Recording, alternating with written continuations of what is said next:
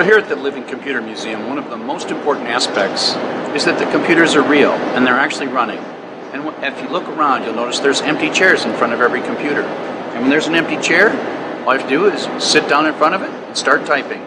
They often have instructions as to how to do it. You probably should know your basic programming language because a lot of these run BASIC. So here we are. I'm sitting at a Heathkit H19 and I'm going to print 2+2.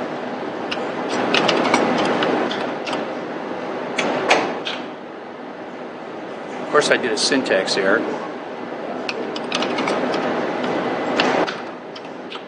And now it worked.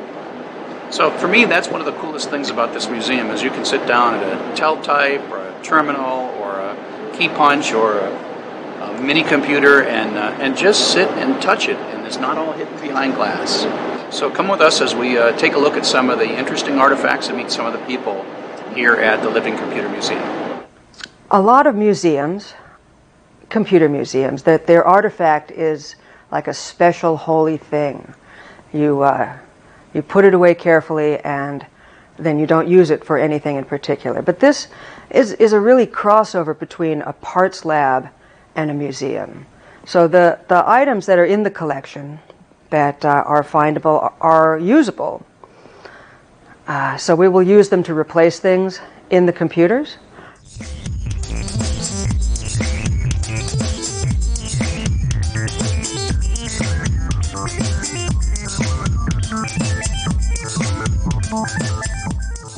This particular module, there's 56 of these in various machines all over.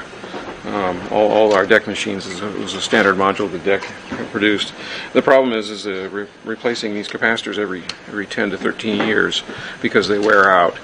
And so what we decided to do was come up with a contemporary design that basically fit in the same form and function, and then they basically made it into this 3D printed module. So there's no solder connections anywhere. It's highly reliable. This is of a size that basically if it degrades over time, we don't care so much. And then this is a mill grade power supply module, and then this is the rectifier. And we also found that the connector that DEC had used was underrated, and so we replaced it with a modern type that actually has a higher rating. So basically built a bunch of these, and they're all in the machines now. And how do you even figure out that that's the problem that you need to solve? Well, when I first got here 13 years ago, we had to rework a bunch of these. So we bought capacitors at the time, and it came up like 10 years later. They started failing again, and so we said, well, we counted the number of modules we have. It was like, oh my God, it's going to cost us an arm and a leg. Not only that, these guys, the ultra large ones, aren't available anymore, or they'll build them spec to spec, but so you're going to spend a huge amount of money.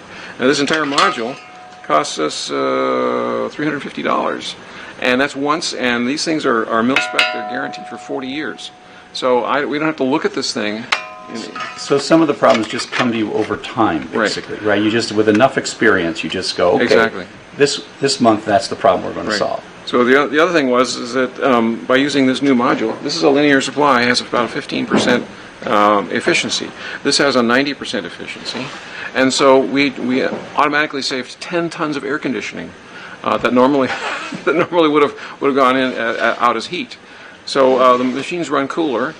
They fail less often, and we're not repairing them as often. And when you turn them on and off, they don't tend to burn themselves up and things like that. Exactly. So that's That we are working to restore these computers is one of the things that makes it special. And the other thing is that we make them available to people on the exhibit hall and also online on the internet. People can log in, get accounts, and try out different operating systems that are really running on the real computers. So in this case, I'm working on a ED8E mini computer, which is interfaced. The input-output device is this ASR33 teletype, a very classic piece of equipment used all around. What I'm going to do is start BASIC and ask the machine to do a very simple mathematical operation. So first, I type in, I'm going to run R BASIC. that tells the computer that we're going to run it. It wants to know if this is a new or an old program. This is a new program. The file name, I'll call it LCM. It's ready for me to program it. Here's the first line.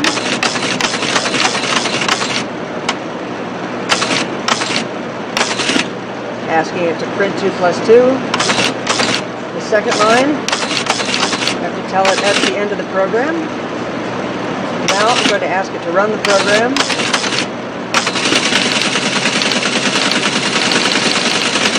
It tells me today it's running this program. There's the answer. The answer is 4, so it knows how to print 2 plus 2. That's great. Then it says it's ready for another program or to run it again. You have different age groups.